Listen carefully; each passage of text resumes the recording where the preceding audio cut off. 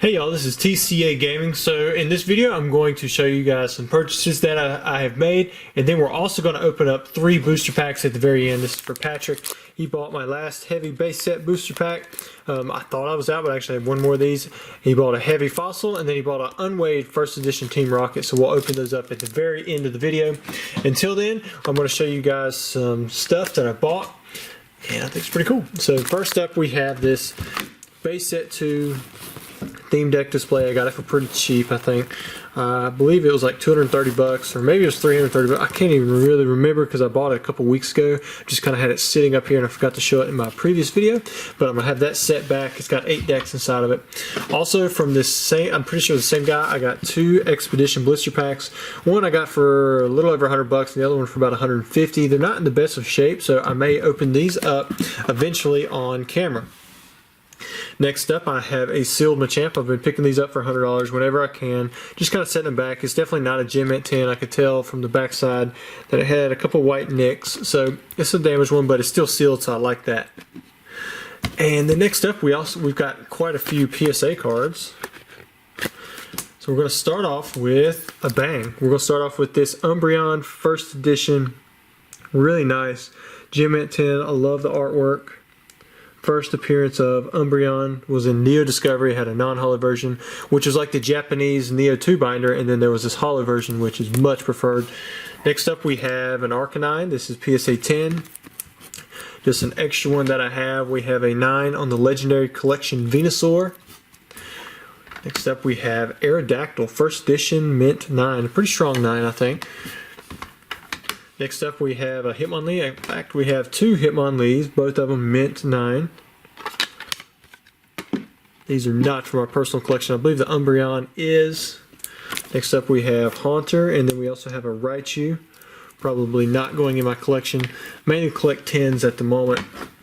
Let's see, we have Misty's Determination, Gem Mint 10. I think this was also in that same purchase. Got a Gem Mint 10, Erica's Venusaur. I don't really collect too much Japanese unless it's Charizard. Then we've got a base 1999-2000 Gem Mint 10 Ivysaur. You can see that it's the 1999-2000 down there. That one most likely will get stuck in my collection because I don't have too many of the 1999-2000 non-holos. We've got a Pokemon Breeder Gem Mint 10. And then we also have a Mew Gem Mint 10, so really good. Next up we have some more recent ones that I snagged. We'll start off with the Aerodactyl PSA 10. So that's how I know for sure that the 9 will not be going in my collection because I just bought a PSA 10. That will get stuck in my binder, or not my binder, my box. Then we have a Ditto Gem Mint 10. Relatively cheap. It wasn't about, I think it was a $50 or $60 Gem Mint 10. Pretty decent. I mean, it's hard to find those even unlimited fossil holos in perfect condition like that. Then we've got this Hitmonchan Gem Mint 10 from base set. A little bit more expensive than your average base set holo. A little bit tougher to get. That background's a little bit lighter. Next up, one of the harder Legendary Collection holos. You've got this Dark Persian. See in the background right there. I think it's been a while since that thing has went off in a video. But I was really happy to win this one in auction. I was willing to pay a little bit more than what I won it for. Go through a few of them. And then next up, last but definitely not least, we have these 2 PSA first edition Charizards. Snagged them for a pretty decent deal. Got a VG3, very good, and then we have Excellent 5. It's crazy they go through all this work to get these labels printed out, and then they don't print out the condition fully all the way. I mean, I can kind of understand it sometimes, but there's plenty of room there, so I don't know why they abbreviated VG. But you got a 3 and a 5, still really expensive. You can't find Charizard's first edition for under $1,000 hardly anymore. So if you can get these in the $1,000 to $1,500 range, you're doing pretty good. Put those back there on the side, and then we still have those 3 booster packs to open up for Patrick. So I'm going to start off with probably the Team Rocket, because this one's the unweighed, and then these 2 are heavy. So then we'll jump into Fossil after that, and then we'll finish off with the base set heavy Fossil booster pack. So make sure all those cards are scooted down. I don't know about you guys, but I am so ready to pull a Dark Dragonite error card. 1, 2, 3, but I believe it should be the 4th card back.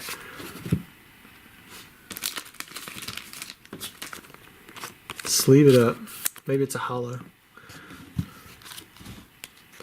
Alright, we're going to start off with Ponyta.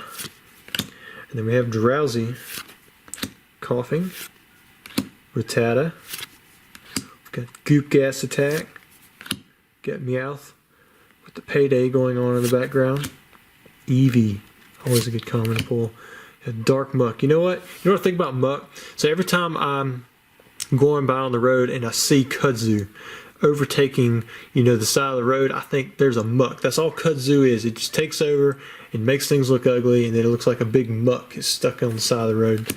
Ooh, there's a good one. We've got Dark Flareon. Always a really good uncommon. And then we have a Full Heal Energy first edition stamp up there in the top right. And then for the rare we have, Dark Dragonite. First edition holographic. Oh man, look at that swirl. See, it's got a print line up here on this top right.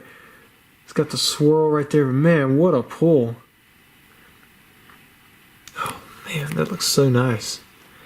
Backside looks pretty clean. Got a white nick right there, and then you got that print line up there. I'd say this is an 8-9 candidate. A lot of people are right-handed, so they're always looking on this side when they're trying to shine it in the light, so it might get missed. I've noticed that weaker tins that have scratches on, or if they have a scratch on the right side, has a higher tendency to be missed by a grader. Oh man, what a pull!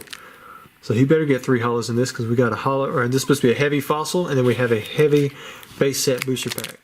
Very nice. It's gonna be hard to top that with either one of these. Maybe we'll get the Charizard in the base set pack. Wouldn't that be nice? Alright, 1, 2, 3, 4. Or maybe even the matching Dragonite. That would be cool. Now, there are a few errors that you can pull out of the fossil set. You could get a Galaxy foil, from this kind of stuff. But the main one is you got a Krabby. Oh, and it's not the error. I was getting ready to tell you what it was. There's a slash that comes through some of the fossil prints. We're not sure where it comes from yet. It's really only an error that's been discovered recently, or at least made known publicly. And they've gotten pretty expensive just because people have been looking for them, and they're not as common as people have thought so far. Maybe because no one knows about it and they're just sitting in collections. But we do have an ink dot. See it right there? So that's pretty cool. Kingler. And then Seadra. And then for the rare, should be holo rare, Lapras. Ooh. Now these are tough to get in PSA 10. But you can immediately tell this one is not going to get a PSA 10. Look at those scratch lines. Or those print lines. But there's multiple. You got 1, 2, 3, 4. And you can definitely see them. I mean, if you're looking at the card straight on, you might not notice it, or if you're flashing it this way, but you hit it on that angle and upwards, man, you can definitely see them. So I don't think that one would get a PSA 10. Man, but the backside looks so good. It's a shame that those print lines are there. Would have been a nice copy to have graded. Probably about an 8 because of those print lines. Next up, we have this Charizard booster pack from base set. Last pack. Let's see if we can get something really nice out of it.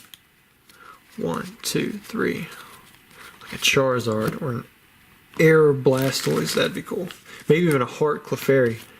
Oh wait, a Heart Clefairy. Gotta put those double E's in there. Alright, first up we have Pidgey, Nidoran, Drowsy, Potion. Got Bulbasaur, got a starter, alright. Lightning Energy, Grass Energy. Got the double colorless energy. Ooh, check it out, Arcanine. Always a good common, or uncommon. And then we have Jinx. This one almost become a legendary, and then instead of getting a holographic version in the base set, they put it all the way down to an uncommon. Alright, here we go. For the rare, we have Clefairy. We didn't get the heart one, but we did get a nice holographic Clefairy. See a light print line right there going through his ear. It's not that heavy or noticeable, but you can see it in the right light. This one is a little bit more noticeable. Looking at the edges, man, I'm not seeing much chipping. So that's kind of nice. Or silvering. Let's look on the back side. Little tiny break in the surface right there. You can't really tell straight on, but if you hit it with the right light, you can see it. Tiny white nick there. Overall, I'd say this is an 8-9 candidate. Very nice card. My favorite card was the first edition Dark Dragonite. You guys let me know in the comments what was your favorite pull out of these three, or even if it was, something like this Arcanine, one of the commons or uncommons. But anyways, thanks Patrick for your support. Hope you guys don't forget to like and subscribe to the channel, and tune back in 12 o'clock tomorrow.